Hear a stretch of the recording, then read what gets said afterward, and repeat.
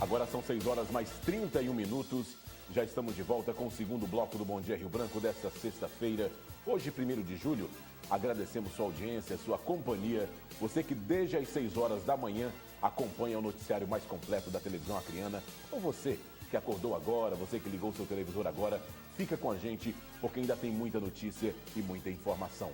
Mandando um bom dia especial para você em qualquer parte da capital. Você aí do Tancredo Neves, também do Adalberto Sena, o pessoal da região do 2º Distrito, pessoal do Taquari, Triângulo Novo, Triângulo Velho, Bairro 15, muito obrigado pela audiência e pela companhia. E você que nos acompanha nos municípios vizinhos, Porto Acre, Senador Guiomar, Bujari ou em qualquer parte do nosso estado e ainda do Brasil, através do nosso portal na internet. É o www.oriobranco.net. 6 horas e 32 minutos, vamos falar agora de eleições 2016, afinal já está bem próximo. É que os partidos, coligações e também os candidatos, eles devem redobrar atenções para as proibições previstas em lei e também no calendário do Tribunal Superior Eleitoral. Quem tem as informações é o repórter Floriano Oliveira. O diretor-geral do Tribunal Regional Eleitoral, Carlos Vinícius, tem na ponta da língua a legislação eleitoral, inclusive com as mudanças após a mini-reforma.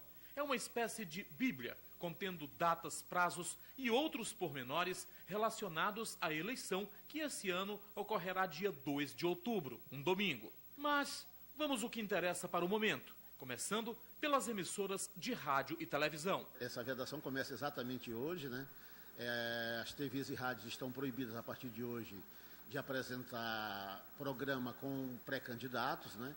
E as rádios e TVs, que são concessões públicas, ficam sujeitos à penalidade, né, de multa, e o pré-candidato ele pode ter um problema com seu registro de candidatura. Faltando apenas 93 dias para as eleições, todos os envolvidos no pleito precisam de muita atenção, principalmente no que se refere à propaganda eleitoral. E como fica no ambiente livre da internet? No momento, não, porque, como eu falei, nós não estamos ainda num período de propaganda. E é isso que as pessoas têm que ter muito cuidado com a propaganda antecipada, que é irregular. Então, se alguém faz uma propaganda agora, um pré-candidato faz uma propaganda na internet, e isso for configurado que é uma propaganda antecipada, ele pode ter problemas no futuro. O período de propaganda, de campanha eleitoral, ele começa em 16 de agosto somente. Então, tem que ter muito cuidado. A internet, embora seja um ambiente livre, a gente sabe que é uma terra sem dono, né? Que a gente diz que tudo pode, mas não é bem assim. O pré-candidato ele pode ter um problema, sim, com a Justiça Eleitoral, se ele incidir numa propaganda antecipada. Nos jornais impressos também há regras, mesmo não sendo concessão pública. Da mesma forma, o jornal impresso. Embora o jornal impresso ele não seja uma concessão pública, como o rádio e a TV, que tem regras mais rígidas, a gente sabe que a boa prática, a prudência, ela indica que o jornal deve ser equilibrado. Ele deve dar espaço para ambos, ter uma linha de conduta que não agrida os candidatos a que o jornal não tem simpatia e que permita um equilíbrio e deixe ao eleitor a decisão final. E para que todos tenham acesso e possam tirar dúvidas, esse ano o tribunal criou o Guia Prático do Usuário e o mesmo guia para os partidos, disponíveis na página do Tribunal Regional Eleitoral. Hoje o sistema de registro de candidatura ele é todo web, ele é todo pela internet. O registro vai ser feito direto dos diretórios dos partidos após as convenções e, para facilitar, nós criamos aqui no tribunal um guia prático, tanto para o candidato, com todos os documentos que ele precisa apresentar, com todo o roteiro que ele deve seguir, como também para os partidos, porque nós sabemos que há o registro dos candidatos e há o registro também do partido para concorrer às eleições. Então, tudo isso está na nossa página, acessível para todos. É uma forma que a gente tem de ajudar os partidos políticos e os candidatos. A gente sabe que lá no interior do estado, aqui em Rio Branco, às vezes você obter uma informação é muito rápido, mas a gente sabe que em alguns locais distantes isso é mais difícil. Então, isso serve para todo mundo. A gente sabe que a internet existe em qualquer lugar, até nas aldeias indígenas hoje, né? Então, de qualquer lugar, o eleitor tem essa possibilidade de saber se ele está com a documentação em dia, para que na última hora ele não perca esse prazo ou mande o registro de candidatura incompleto para o tribunal. Nós estamos ao vivo nos estúdios da TV Rio Branco. Agora são 6 horas mais 36 minutos. Você acompanha o Bom Dia Rio Branco desta sexta-feira, 1º de julho. Vamos mostrar agora o caso de um jornalista que foi condenado a mais de 9 anos de prisão no estado do Amazonas e ele vive como foragido aqui no Acre. Segundo o próprio jornalista, ele é perseguido politicamente. Quem tem as informações é o repórter J. Guimarães. Esse jornalista testemunhou o episódio mais violento da história da política de Boca do Acre, município do interior do estado do Amazonas, divisa com o estado do Acre, e hoje paga um preço muito alto por isso. Eu cheguei no cartório, isso foi em 2004, mas eu não esqueço, eu cheguei exatamente às 5 horas e 23 minutos e já ficamos em frente ao cartório. Só saí dali às 20 horas e 28 minutos, quando começou o primeiro tiroteio.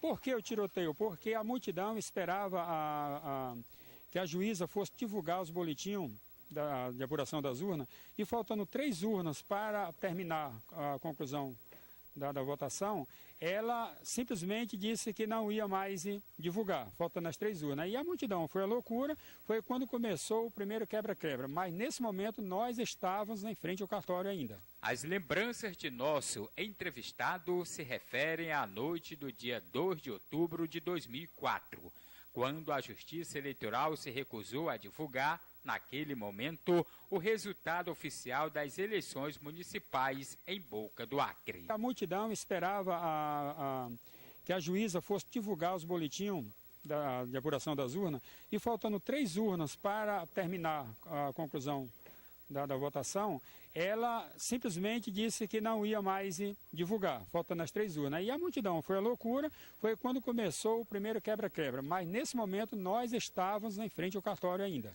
A população suspeitou que a juíza eleitoral estaria tentando manipular o resultado da eleição para favorecer a possível reeleição do atual prefeito na época, Irã Lima. Segundo a própria polícia, uma multidão tomou as ruas da cidade, desligou a estação de energia elétrica, começou a disparar tiros para o alto e incendiou a Câmara de Vereadores, o Fórum do Tribunal Regional Eleitoral, as 2 emissoras de rádio do prefeito e a própria mansão dele. Em meio ao povo, um policial militar paisano afirma ter visto o jornalista que hoje, 12 anos depois, conversa com a gente e lhe acusou de participação direta no episódio. Existia apenas um cidadão, ele é um policial militar, que estava no dia do episódio, em frente ao cartório, onde nós estávamos todos juntos, e esse cidadão estava junto conosco lá, e esse mesmo cidadão disse em juízo que tinha me visto sim no meio da multidão, e eu estava realmente no meio da multidão, porque era eu que estava passando a informação de dentro do cartório, através do seu Gerson Marreira, para a multidão que estava em frente ao cartório. E foi ele a única pessoa que disse que tinha me visto, em juízo, disse que tinha me visto, que eu seria um dos cabeça pensante do episódio, sendo que eu estava em frente ao cartório e só me retirei quando do primeiro tiroteio. O jornalista e mais 16 pessoas, todas adversárias políticas do prefeito Irã Lima na época, foram presas e conduzidas aqui para Rio Branco. Em maio desse ano, a Justiça proferiu sentença de 9 anos e 6 meses de prisão para os apontados como os cabeças da confusão. 2 deles já estão presos em Manaus. Somente 3 pessoas foram sentenciadas pelo Tribunal Superior Eleitoral: Cícero Leite de Lacerda, Túlio Rodrigues da Luz e esse acreano que hoje se encontra na situação de foragido. Em todos os casos, eles alegam que não tiveram a oportunidade de apresentar testemunhas de defesa no processo. Você se sente um perseguido político hoje? Não existe outra explicação. Eu sou um perseguido político do sistema político de Boca do Acre, principalmente do prefeito e ditador Irã Lima. O acusado só aceitou conversar com a gente mediante a garantia de que o nome dele não seria citado na reportagem e nem seu paradeiro revelado. Enquanto é procurado pela Justiça do Estado do Amazonas, ele caminha por outras jurisdições, na esperança de provar a inocência e voltar a ter uma vida normal, longe do alcance do grupo político que, segundo ele, lhe persegue. Tu tem uma ideia que hoje tu é um foragido? Sim, tenho sim. Agora, eu apelo aqui às autoridades, principalmente às autoridades do Acre, que é meu estado, porque da primeira vez, Jota, o governador, na época, que era o Joy Viana, nos deu total apoio. O então senador Tião Viana também interferiu junto à decisão da juíza querer mandar nós para Manaus na época. E eu estou aqui pedindo novamente, apelando para eles, porque são as maiores autoridades do Estado e que eu tenho certeza absoluta de que eu sou um perseguido político, nada mais do que isso. Eu respeito a decisão do Tribunal Superior Eleitoral do Amazonas, mas quero também dizer a eles que, infelizmente, houve uma falha no julgamento desse processo e eu gostaria que essa falha fosse corrigida. São 6 horas mais 41 minutos e é bom que se diga que desse episódio que aconteceu em Boca do Acre, onde incendiaram inclusive a casa do prefeito na época, não é apenas esse jornalista que está foragido aqui no Acre. Existem sim outras pessoas, inclusive índios, que participaram dessa ação criminosa. E a gente continua o bloco de notícias do Bom Dia Rio Branco, indo até a Assembleia Legislativa, isso mesmo. Afinal, ontem foi realizada a última sessão ordinária do primeiro semestre de 2016. Quem tem as informações e acompanhou os bastidores da área política é o repórter Floriano Oliveira. Depois do pequeno expediente, a sessão recebeu os imortais da Academia Acreana de Letras, ocasião em que se discutiu o gentílico do Acre. Acreano com I ou acreano com E à parte, e a primeira discussão sobre verbas destinadas à infraestrutura. Segundo o deputado tucano Luiz Gonzaga, o Acre recebeu mais de 260 milhões para essa área. Foi 260 milhões de reais que vieram para o Acre, precisamente para o município de Rio Branco, só para a área de saneamento básico, principalmente rede de esgoto. O líder do governo, deputado Daniel Zen, do PT, respondeu. Eu acho que o deputado está um pouco mal informado. Ele poderia pegar um avião, usar a verba que ele tem disponível para isso, para se locomover, que é a estrutura que a Assembleia dá para cada deputado, comprar uma passagem aérea, visitar os municípios isolados e ver o trabalho que está sendo feito. A CPI da SEAB, derrotada por 15 votos, cujo requerimento deu entrada na mesa diretora com 8 assinaturas, segue rumo à justiça e foi outra polêmica. Nós lutamos pela CPI desde o início. A oposição desde o início. Na hora que a oposição assina uma CPI é porque quer a CPI. Nós não fazemos acordo. Nós trabalhamos conforme as nossas convicções. Infelizmente o clima aqui na Assembleia azedou. A base governista partiu para agressões verbais, tentou enlamear o nome dos deputados da oposição, tentaram jogar meu nome na lama, chegaram inclusive ao absurdo de dizer que eu fui aprovado em um concurso federal, um irmão meu prestou o concurso na fase do exame psicotécnico, um concurso que eu passei há 18 anos. Essa queda de braço começou no início do mês de junho e, pelo jeito, ainda vai render muitas discussões. A oposição, que é minoria na casa, quer fazer valer a lei conforme a interpretação de alguns juristas sobre minoria simples ou um terço. Elas se destinam a apurar fatos. Agora, quando você já tem um fato, um objeto de investigação que já está sendo objeto de inquérito civil, de inquérito policial, que está sendo analisado pela Polícia Civil, pela Polícia Federal, pelo Ministério Público Estadual, pelo Ministério Público Federal, que já tem até ação penal, denúncia ajuizada na Justiça e tramitando já como processo judicial, já tem pessoas presas, já teve mandado de busca e apreensão, já teve mandado de prisão, já teve até delação premiada.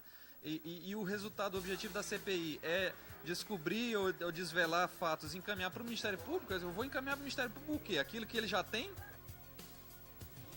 São 6 horas mais 45 minutos. Um ótimo dia, uma excelente sexta-feira para você que acompanha o Bom Dia Rio Branco de hoje. Você que nos acompanha todos os dias, muito obrigado por sua audiência e também por sua companhia. Você já conhece a MN Impressão Digital? Ainda não? Pois deve conhecer. A MN Impressão Digital tem tudo o que você precisa em banners, adesivos, camisetas, perfurados, também praguinhas e muito mais. Se você precisa de banners para casamento, aniversário, igrejas, também o pessoal do salão de belezas, lanchonete, aproveita. MN Impressão Digital. O telefone é o 999855746. Acompanhe no VT. Eu quero apresentar para você a mais nova empresa de impressão digital aqui em Rio Branco, a MN Impressão Digital. Dá uma olhadinha aqui nos serviços que estão sendo oferecidos aqui na nossa cidade, na nossa comunidade. A gente tem aqui adesivo, envelopamentos, perfurados, praguinhas, banners e logotipos. Eu quero chamar a atenção para os banners, porque há uma promoção especial para a sua igreja, para a sua empresa, salão de beleza, aniversário, casamento, banners. É o especial aqui da MN Impressão Digital. A gente tem aqui o telefone de contato 9985. Você pode pedir pelo WhatsApp, nós vamos até a sua casa, a sua empresa. Você faz o pedido da forma como você quiser. Nós planejamos a arte e entregamos na sua mão. Não esqueça, banners, promoção. MN Impressão Digital no mercado de Rio Branco. Faça o seu pedido agora.